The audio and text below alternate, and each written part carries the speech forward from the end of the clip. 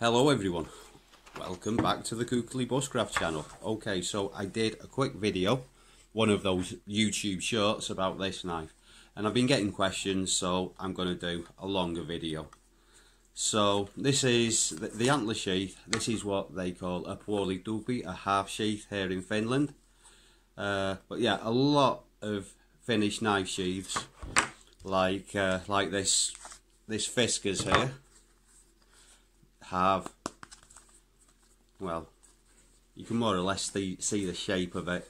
They have a liner which can be plastic, it can be wood, or it can be antler. So instead of just a liner, they've just used the antler. I mean, you're not going to cut through the stitching as if you've got a chunk of antler. Okay, so the manufacturer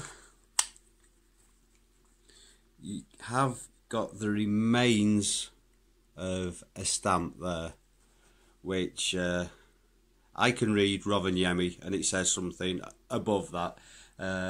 It says Tuntoriloma, I believe, because the logo looks exactly the same as this knife, these knives, where I can read it. Anyway, it's a manufacturer based in Rovaniemi that was making knives in the 1970s. I really can't tell you any more than that, but Rovaniemi is in Finnish Lapland, just on the Arctic Circle, some way south of here. So this kind of sheath, typically, they were used by the Saami people. The Saami people, and you'll see it spelt in multiple different ways. They're the indigenous people of here in Lapland, and yeah, according to all the experts, they're the only actual indigenous First Nation people in Europe. So up here they were quite isolated. You'll quite often read in the history books that the Vikings were the last people in Europe to be Christianised in round about the 12th century. Well, up here they were practicing shamanism up until the 18th century.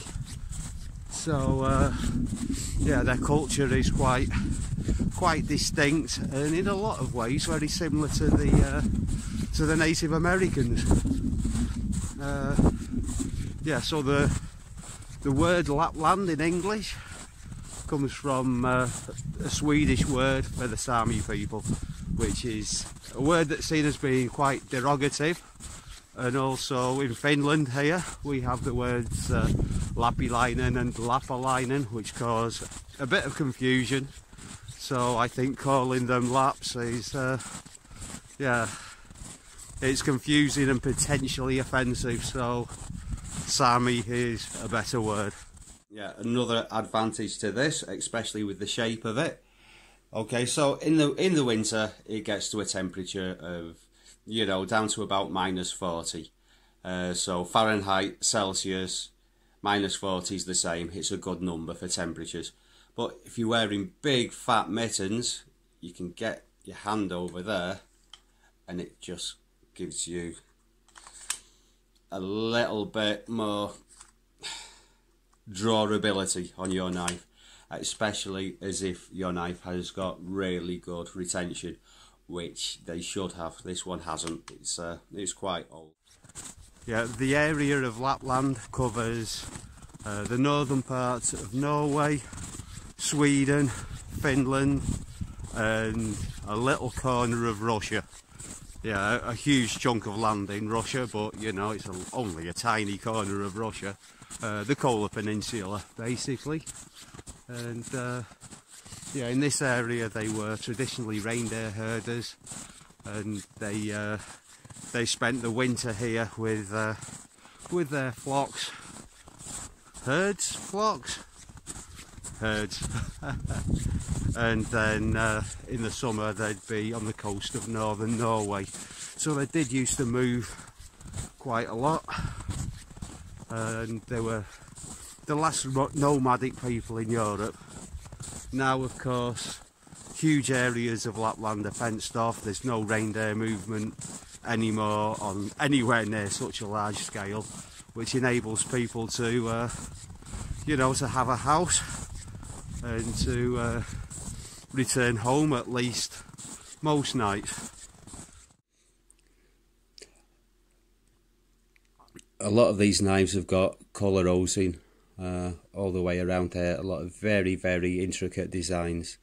There's actually a Facebook group which has some lovely posts about the traditional Saami carving or Saami style carving.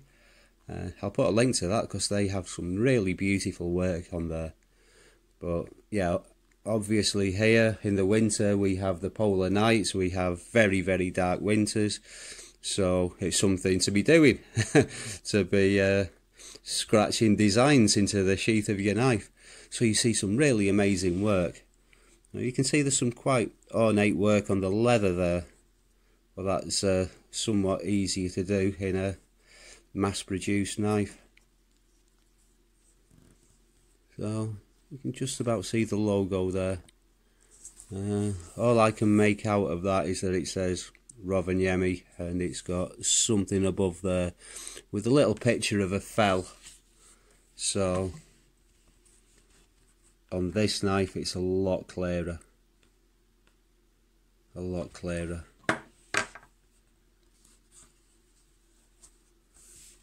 And I'll put in a couple of photos, a couple of royalty-free photos of some other versions of this knife design. I think you might find it interesting. Also, go and check out the Facebook group I told you about. It's yeah, some of the workmanship is absolutely spectacular.